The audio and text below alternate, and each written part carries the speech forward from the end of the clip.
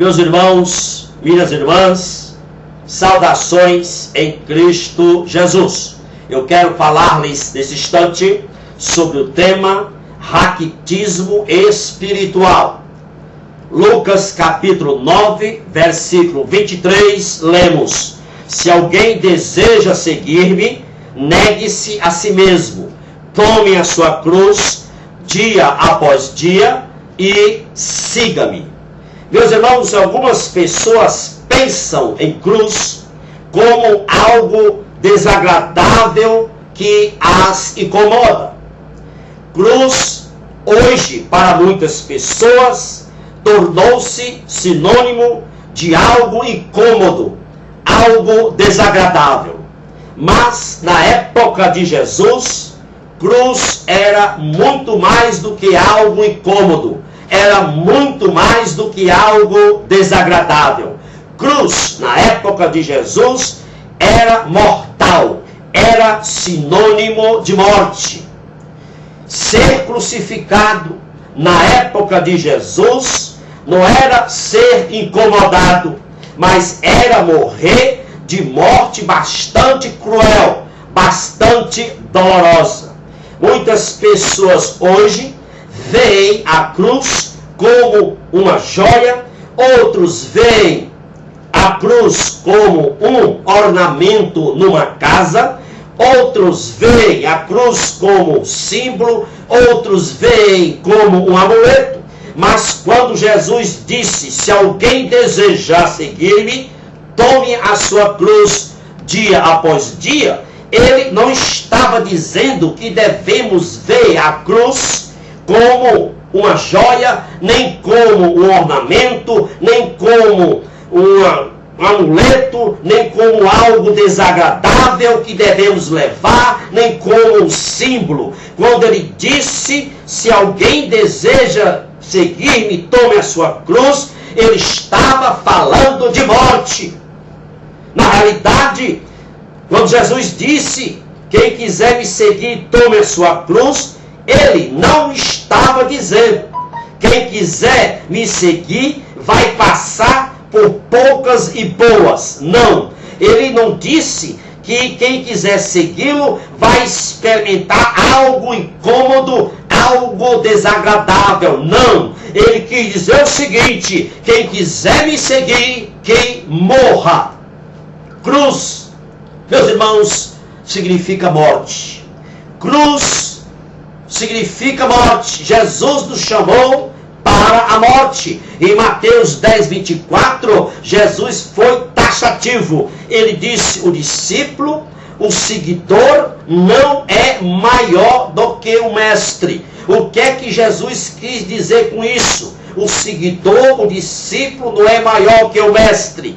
É o seguinte: se a cruz foi o caminho que ele trilhou, que ele abraçou, que ele escolheu, nós não podemos fugir da cruz, não podemos ocultá-la, não podemos varrê-la para debaixo do armário. Só podemos, meus irmãos, seguir a Cristo se tomarmos a cruz. O que é tomar a cruz? É nos associarmos com Jesus no seu sofrimento. Tomar a cruz, meus irmãos, é entender as implicações que a cruz tem em nossa vida. O apóstolo Paulo, ele entendeu a essência do evangelho da cruz quando ele disse: decidi nada saber entre vós, a não ser Jesus Cristo e este crucificado. 1 Coríntios 2:2. O apóstolo Paulo entendeu sim o que é o evangelho da cruz quando ele disse em Gálatas 2:20: estou crucificado com Cristo. Não, é claro, não é crucificado fisicamente. Ali Paulo quis dizer que ele se identificou com a morte de Jesus. Ele apossou-se dela, ele entronizou-a em sua vida. Há pessoas hoje que querem um trono aqui na terra, mas Jesus oferece a cruz. E mais, devemos tomá-la diariamente. Tomar a cruz é um ato diário, não é um ato esporádico. Diariamente devemos nos identificar com o Cristo crucificado, renovando o nosso amor, renovando a nossa santidade, renovando o nosso compromisso com Ele. O compromisso de nós para com Ele deve ser tão sério, a ponto de nós estarmos dispostos a morrer por Ele. Por isso, o apóstolo Paulo diz em Romanos 8,36, por amor a ti, somos entregues à morte todo dia. Tomar a cruz deve ser um ato constante e contínuo. Agora escute uma coisa, é só depois que tomamos a cruz que podemos dizer que somos seus seguidores, seus discípulos. Observe o verbo siga-me em Lucas 9,23. O verbo siga-me em Lucas 9,23 só é dito depois que Jesus faz o desafio para tomar a cruz diariamente. Portanto, não se trata de segui-lo para depois tomar a cruz. É exatamente o inverso. Primeiro toma-se a cruz, isto é, assumir a morte dele como substitutiva da nossa morte. Aí sim, após isso, seguiremos a Cristo. Isto é que é tomar a cruz. O verdadeiro crente, ele tem prazer em tomar a cruz. O verdadeiro crente, ele toma a cruz antes de qualquer coisa. Aliás, o verdadeiro crente se gloria na cruz de Cristo.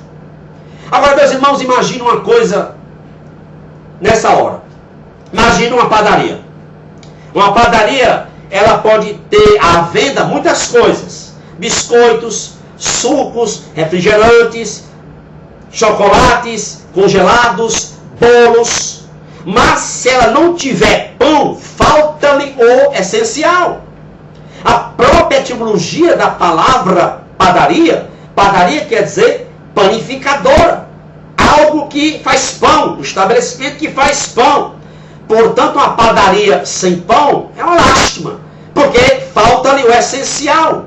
Assim também, meus irmãos, uma pregação onde não tem a teologia da cruz, não tem o essencial.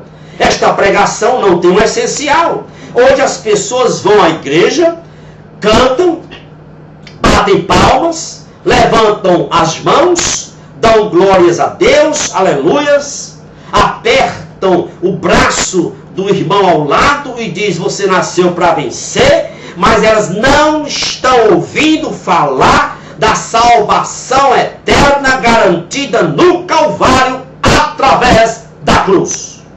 Padaria sem pão é uma lástima. Padaria sem pão, metaforicamente, é o culto sem a teologia da cruz. Padaria sem pão, metaforicamente, é o culto sem o pão da vida, Jesus. Padaria sem pão, metaforicamente, é o culto sem a proclamação da graça redentora através da cruz. Padaria sem pão representa aquela igreja que, ao invés de chamar as pessoas para o arrependimento, dá-lhes, mostra-lhes terapia, oferece-lhes terapia, fazendo-as se acomodarem em seus pecados. Hoje, muitas igrejas têm muitas coisas, mas falta a teologia da cruz. Padaria sem pão é a igreja sem a adoração do Deus da cruz. E muitas igrejas hoje têm muitas coisas. Tem um cafezinho após o culto, tem chazinho das 5 da tarde, tem cineminha evangélico, tem jogos de vôlei, de futebol, tem carteado, tem gicanas, tem palestras para elevar a autoestima, tem palestras para casais permanecerem firmes nos seus casamentos, mas não tem a adoração ao Deus da cruz. Tem congressos, tem festas, tem alarido, tem apetrechos, mas não tem o Cristo crucificado da cruz. Meus irmãos, é interessante que todas as vezes que nós vamos comprar um produto alimentício, nós temos o cuidado de olhar a validade do produto. Por quê? Porque um produto estando com a validade vencida, esse produto está arruinado ou quase arruinado.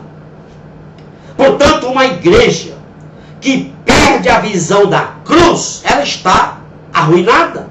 Uma igreja que perde a visão do Gólgota, do Calvário, da teologia da cruz, os crentes dessas igrejas estão com a oração vencida. Ou seja, não se trancam mais no lugar secreto de oração. Não tem mais aqueles momentos a sós com Deus em oração. Não tem o jaboque com Deus diário. Meus amados irmãos, os crentes dessas igrejas que perderam a visão da teologia da cruz estão com prazo de leitura e estudo bíblico vencidos. Há muito tempo não leem a Bíblia, não estudam a Bíblia diariamente, não se interessam mais em estudar profundamente a Bíblia, o estudo da Bíblia. Para eles não tem mais valor. Igrejas, meus amados irmãos, que perderam a visão da cruz, essas igrejas, os crentes dessas igrejas, estão com prazo de dedicação a Deus vencido. Ou seja, perderam a vontade do evangelismo, o fulgor para o evangelismo se foi. Meus amados irmãos, queridos amados, quando o prazo de leitura e estudo da Bíblia estão vencidos, quando o prazo de oração está vencido, quando o prazo de dedicação à obra do Senhor está vencido, esta igreja, este crente, está cometido de uma doença, de uma enfermidade chamada raquitismo espiritual.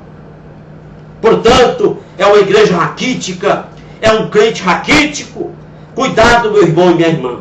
Não se descuide da leitura, do estudo bíblico diário. Não se descuide do quarto secreto de oração. Não se descuide do seu Getsemane, do seu jaboque diário. E momentos a sós com Deus. Não se descuide da sua dedicação à obra de Deus diariamente. Porque senão você será um crente raquítico. Que Deus lhe abençoe rica e abundantemente. É o meu desejo para você e toda a sua família. Louvado seja e engrandecido seja o Deus Todo-Poderoso. Amém e amém.